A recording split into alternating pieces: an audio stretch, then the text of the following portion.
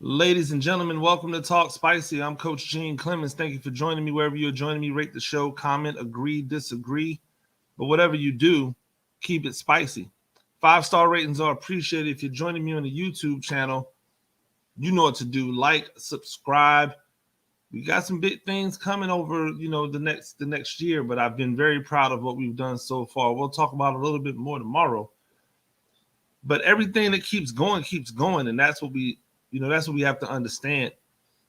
The bowl season is upon us, and with the bowl season, a lot of people take this opportunity to almost kind of bash on the other bowls. I hear a lot of things like, "Oh, well, these bowls are meaningless," or "Oh my gosh, well, the only games that matter are the college football playoff games," or the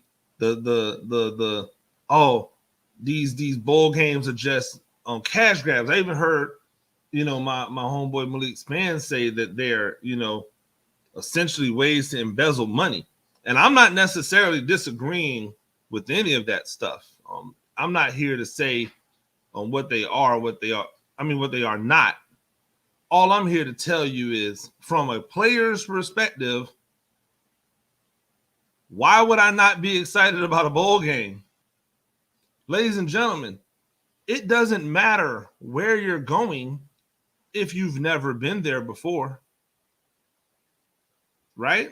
I mean, stop for a second and think about it. You're 18 years old, you're 19 years old, hell, you're 22 years old. You spend all of your time on this college campus. You spend an inordinate amount of time around these players in these facilities. Your life is regimented. Is the college life fun? Absolutely, it's fun. Why is it fun? Because you get to do things that you wouldn't normally get to do, like go to bowl games. I know, fans, I know that y'all are like, "Oh my God, so many people opted out of it." I have thought processes. I mean, I have thoughts about it. We'll talk about it sooner or later. I know y'all are like, "Oh, well, these coaches have taken different jobs and now some." I get it. I have thoughts about it. We'll talk about it at some point soon, hopefully. But this isn't about them. This isn't about them. This isn't about the school. It's not about prestige for the school, even though it's okay to acknowledge that bowl games matter from a prestige standpoint when you're trying to promote your school. It's not about the school. It's not about it's not about the actual team, although I can admit that having a good showing in a bowl game, especially if you have a lot of people coming back, can help to jumpstart, or catapult your position for the next year. Yes, that's a thing. Should it be a thing? I don't know, but it's a thing. You don't think that the way that Cincinnati was able to show up last year against Georgia in the bowl game helped to set the stage for where they started the season at and allowed them to make that run in the eyes of the public? Remember, it's not about what we do on the field. It's about what you think about what we do on the field. It's actually never been about what we do on the field. That's the way the college game is set up. That's how it's constructed. It's constructed so that the things that you do on the field has to affect the people that make the decisions. So if they make decisions that, "Hey, well, we saw what you did on the field, and even though your record says this, we think that," what does it matter? That's why we had a Cincinnati team be number 2 in the nation. But then when the college football playoff came out, they were out of the top 4. Because it's not really what you do on the field. It's perception. It's how they want to make it seem. So those things matter. It's not about the coach. We've said that. These players, that's what it's about. There's 2 things to remember. Number one, if somebody sits out and someone has to replace them, right? So that's the opportunity for that person who has not had what they would consider their best chance of showing up and showing out. That gives them that opportunity. That's the first thing. We don't know what the effects. We don't know what the effects of a guy going to school, working his butt off, practicing, and then never getting an opportunity to step foot on the field.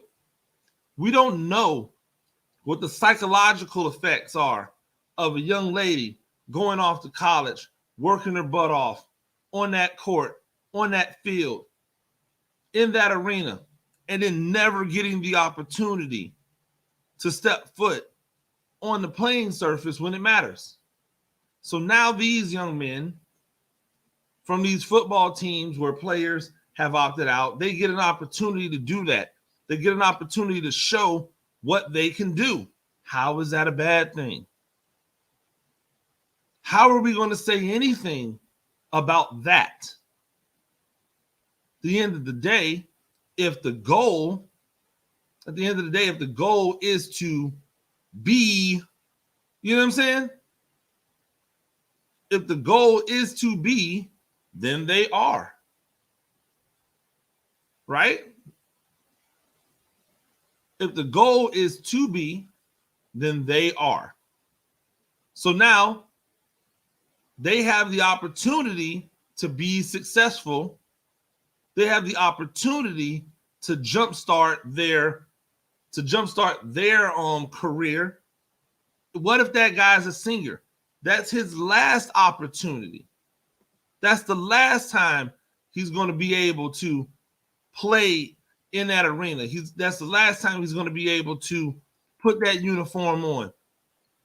It's amazing because you say this stuff matters when it matters to you, but then when it doesn't matter to you, you pitch it aside like it doesn't play a role, like it doesn't hold a factor.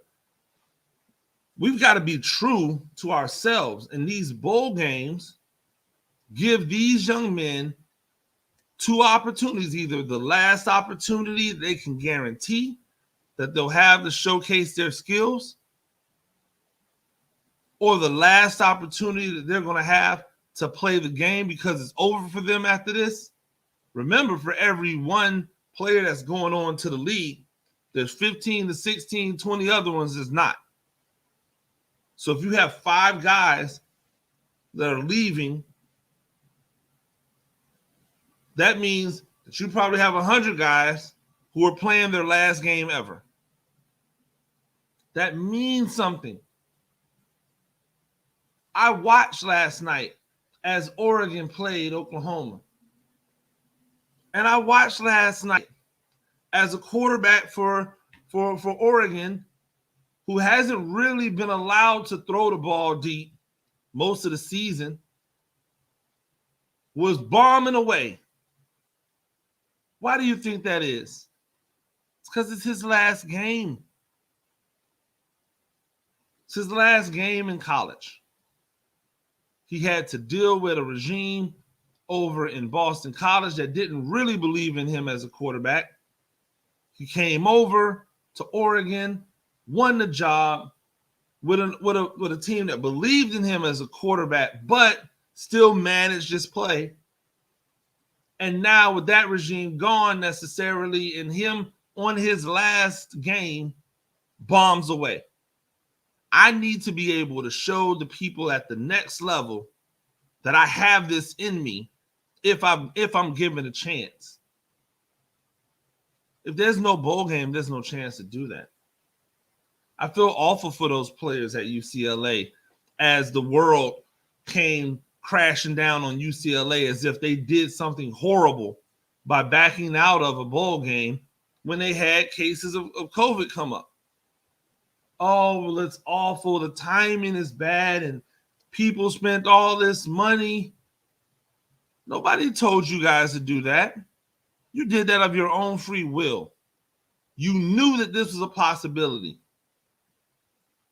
I normally go to a bunch of bowl games during this season. I normally go to at least 4 bowl games. I'll go to the bowl games in Orlando and Tampa, Atlanta. I would at least go to the national championship game at the FCS level, but I'm not this year. Why? Because I don't want to have to spend money, try to figure out a way to recoup that money to go cover games that I am not 100% sure will go off. See, last year when I went to the FCS national championship game, I was nervous then, but we hadn't seen anybody, like, we haven't heard anything coming out. We hadn't seen that's going on. And it was only one game in the spring where there wasn't a lot of games. There wasn't a lot of contact. So I felt good enough that those 2 teams that were in there were going to be okay. I didn't feel that way this year overall. So I said, nah, not going to be able to do it. I went to the Celebration Bowl. That was it. I'll pick you guys back up next year. So don't blame the play, or don't make the players feel bad because you spent money to go to a bowl game. That's silly. It's not the players' fault. You don't think any one of those players that caught COVID would much rather be playing a football game than dealing with the Omicron virus or the Omicron strain? Come on, people. Let's use these. Let's use these. While we're out here bashing kids for sitting out, meanwhile, while we bash the kid for sitting out or we praise the kid for sitting out, we absolutely are killing the kids that go in, or the players. Let's not call them kids. They're adults. The players who are going out there and playing, but not as good. There's a reason why that guy's a backup. So if he doesn't perform well and you're killing him because he's not as good as a guy who's about to go to the league, what are we saying? So you damn right he should get that. He should get that, whatever the free swag bag is and the per diem boost that he gets on the days. And hopefully they went for an entire week, so he got to experience all of the fanfare and the pageantry that comes with the game. Absolutely. Hopefully the swag is nice. Hopefully they get brand new everything. Hopefully they get some gift cards and some handshakes and all that good stuff. You absolutely right, they should. This is their opportunity to be celebrated for a winning year. There are a ton of teams that don't even have the opportunity to play right now. You might have jokes for the auto parts bowl, or the potato bowl, or the farmer's insurance, whatever. You know what I'm saying? You might have smoke for it. You might have takes. You might think it's funny. But at the end of the day, it's there. And if it wasn't there, there would be nothing for the players to aspire to. You think when I was in college that I would not have been excited to go to Detroit when I've never been to Detroit before? See, you got to put yourself back into the college frame. And some of you can't because you never played sports, and I get that. So you don't understand what it's like. But if I'm back in my college years thinking about going to Boise, Idaho, and I've never been to Boise, Idaho, I want to know what the girls are like in Boise, Idaho. Because I'm an 18, 19, 20, 21, 22-year-old boy, year-old man. So that's what I'm going to be thinking about. Oh, my gosh, I wonder what the girls are like in Boise, Idaho. Hey, coach, let me see that itinerary so I can see where our free blocks are. Oh, my gosh, if you put me in today's society where you have an opportunity to communicate essentially across the globe with people, man, I would be in on my Instagram or my Twitter or my Snapchat. Hey, man, I'll be in Boise, Idaho. Come holler at me at blah, blah, blah, blah, blah. I'd be slipping in the DMs of some Idaho people. Hey, where's the party at? Why not? That's a part of being a college student. So let's not forget about all of the cool stuff that we're able to do as college students when it comes to the bowl games. Just because you're not into it, just because you don't want to see it, just because you think that it's a waste of time, doesn't mean that those players think that. So unless they have an NFL to get ready for, they're going. They don't care that it's the Cheez-It Bowl. They don't care if it's the Jimmy Kimmel Bowl. They don't care if it's the Poinsettia Bowl. They just want to go. When you saw these teams that were opting out because of COVID, how many times did we see other teams saying, hey, we'll take their place? Why? Because they want to go. That's why. They want to be a part of it. Because as much as people think there's too many bowl games, there are so many teams. If there are too many bowl games, then why are there so many teams still sitting at home wishing they were at a bowl game? Ta-da! So let's not forget. Let's keep the main thing the main thing when we think about these bowl games. Let's remember that it's not about us. It's not about what we think or what we want or what we desire or what we like to do. It's about the players. And it's an opportunity for them to have that one last shot during the season.